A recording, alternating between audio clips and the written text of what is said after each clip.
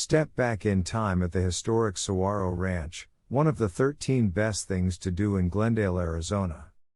Founded in 1886 by Illinois native William Henry Barlett, Sahuaro Ranch is the oldest ranch in the Valley of the Sun.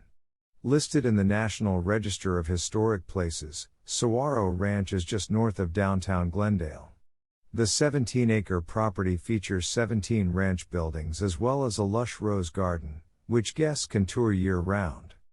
Free historic main house tours take place every half hour on Fridays and Saturdays in June and July, and on Fridays, Saturdays, and Sundays from September through May.